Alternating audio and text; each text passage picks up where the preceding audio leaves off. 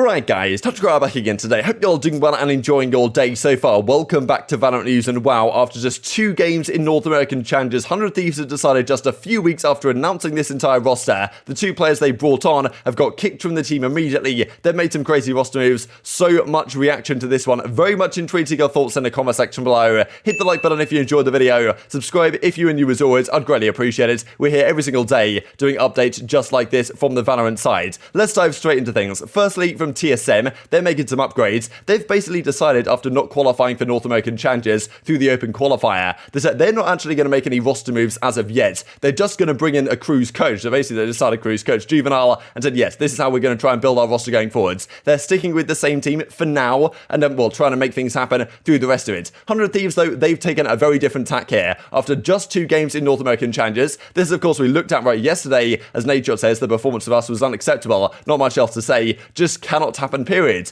I think a lot of people looked at this saying, okay, like, wow, interesting. If they lose another series, what are people going to say? But I don't really think anyone expected this team to make a change this early on, especially because I imagine they paid a fair bit of money to get these guys, well, firstly, to the US in the case of ec1s, and also BabyJ getting in from FaZe. So, well, honestly, quite remarkable, this situation. And there's so much that could be said on this topic, right? Like, who should actually come into the team instead? Was it the right idea? Like, was it kind of unacceptable from them? Like, just awful business making or awful decision making, really, to bring those 2 guys into the team in the first place if you're going to kick them this quickly? Like, just so much being said, and the pros were certainly saying a lot of it on the timeline, as we will dive into here in the coming minutes. This also to the original tweet that Nature did yesterday. I heard from somewhere that Sinatraa would join for a 992 Turbo S. Now, 100 Thieves Sinatraa has certainly been in the discussion already, right, as a result of this, as you might well expect. But this actually, well, this discussion was being had sooner than Zoms may well have expected. After this was announced yesterday by 100 Thieves, generally when I saw this, like, I saw it quoted in a Discord, and I thought it was just like a fake account. I thought somehow maybe this 1 or something was like an L instead of an I don't know. Sometimes people make these fake accounts, right? But as they say, this is actually a legitimate tweet. Today we have made the difficult decision to release BabyJ and ec1s effective immediately as we continue to build for the future. I'd like to thank these guys and I wish them the best moving forward. So honestly, remarkable stuff. They were signed really not long ago. ec1s came over from, I believe he was formerly on the Liquid Valorant side in Europe, and BabyJ on FaZe before. They bring these guys into the team. It seemed like a potential long-term rebuild. But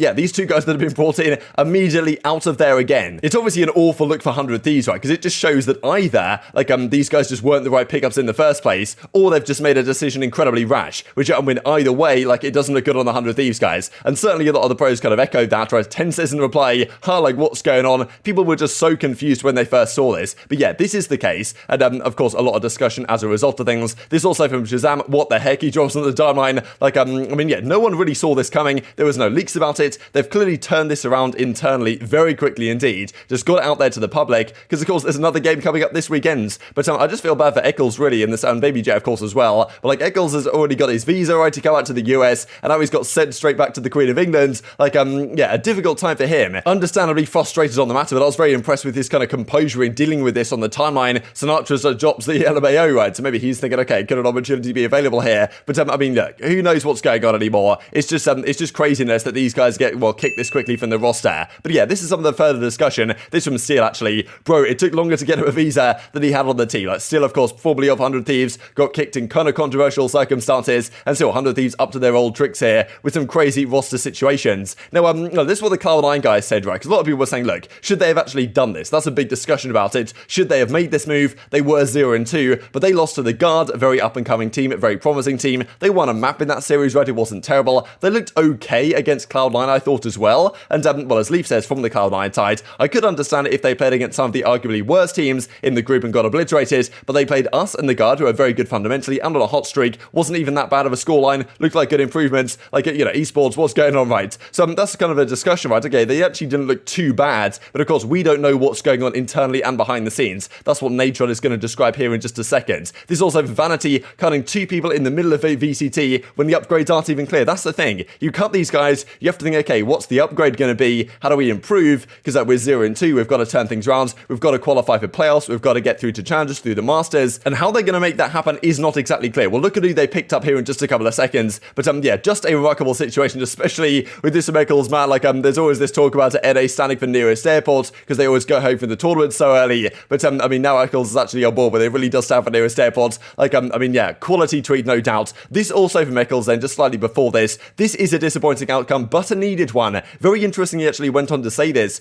that it seems like to me that the chemistry behind the scenes and the way they were kind of meshing with either his in-game leadership style or whatever was just not working at all. Now, this is interesting that you would kick both of these guys, because if Ec1s comes in as the IGL, like the team doesn't respect him or it just isn't working out behind the scenes, like they just can't get on the same page with how they want to play the game, then okay, maybe Ec1s is out of there, you bring in someone else as the IGL. We'll have a look at who that's going to be here in a second. It's actually one of the existing players on the roster, but still, BabyJ to kick him as well, like it does make you think, like, why necessarily both need to go, like why not maybe just try a new IGL, like, could BabyJ still stay, like all these questions. As he says, our chemistry in the server was lacking, it's better to confront that and move on. I love all the players, wish them the best as they continue on their journey this season. Time to reflect on the past and improve. Like crazy really how briefly he's actually been on this roster, but yeah, do you feel bad for how things have gone from that front? But I mean, this also from BabyJ, he was kind of more frustrated, right, at least the way he was kind of discussing it on the timeline and stuff. If only I pulled up like this and have said maybe I'd still have a job with kind of the Killjoy cosplay. But I mean, yeah, like one of the greatest tweets you're really ever going to see in terms of replying to just being dropped. And he also says this as well, feels like my dream just got stripped from my hands. I'll never let these decisions get to me though. I know what I'm capable of and can't wait to show it with a team willing to invest in me. So I'm, yeah, very frustrated and understandably so about the way he's been dealt with here on the 100 Thieves side. But what they, I guess, thought behind the scenes, I think there was also some discussion about the composition the 100 Thieves came up with in their 13-0 defeat to the Guard on that Game 3 Ascent, and saying, okay, was part of that a lot of Ec1s is doing, and therefore this kind of a way to just like say, okay, that was unacceptable, you're out of here, mate, or whatever. But yeah, just crazy to see this really happen so quickly. Now, in fairness to Nadeshot and the guys over at 100 Thieves, he comes up with an entire 3-minute video explaining this situation. Very rare, to be honest, that organization owners come through and actually, well, are this transparent with the community. The decision making from their perspective is very interesting. Of course, look, this is never going to look good on 100 Thieves, because either they made a rash decision to make this move, or they picked up the wrong players in the first place, which, either way, it's not looking good on them. Nadeshot does his best to explain it. Of course, look, he's looking for a championship victory. That's the thing at the end of the day. If he feels like this team of 5 can't win the world championship, can't win champions, can't even get through to Masters, and of course the rest of the team kind of feels that themselves, then look, they're going to make a move. It's a big deal. It's just by no means clear that this upgrade they're going to try and make is actually going to take this team to the next level anyway. Like, it doesn't seem like to a lot of people that these new guys into the team were actually the problem with the core of the roster. But well, this is the transcript of what he says. I may show a bit of it for you guys at the end of the video. If you guys want to pause and read the entire thing, feel free to do so. But he actually goes on to say here that this was not a results-based decision, saying yes, that while we did lose an R0 and 2, this is not a results-based issue. It doesn't come down to the talent. It comes down to the culture, the mindset, and the philosophy of how the game should be approached. Talking about a bit of Call of Duty, but with Valorant, like the composition to get lost in the mix and this type of stuff, obviously it's very difficult, right, to even qualify to Iceland, get through to champions, and as a result, they've already decided enough is enough with this team. They didn't fit well together, and therefore after just a couple of weeks, enough's enough. Which is interesting, right, that they kick both of these guys, and well, as we'll see, the 2 replacements they're bringing through. We're trying to win, and we never want that to come at the cost of recycling players and really not giving people the opportunity to perform and to prove themselves, but it's a cutthroat circuit, and I think these changes are for the best, says Nadeshot. These then are the replacements coming through for Ec1s and BabyJ respectively. Bang Zero going through, this guy's just farming all the organizations, right? This guy's been all over the shop. TSM, I believe he was playing on Built by Gamers. Now he's part of 100 Thieves, right? Doing it on basically on a loan period. And JC Stani as well, they're bringing him in from the Pioneers. 2 teams that failed to qualify for the Challenger side. No, I mean, they didn't make it through the open qualifiers. And now Bang and JC Stani are the 4th and 5th players on this lineup. So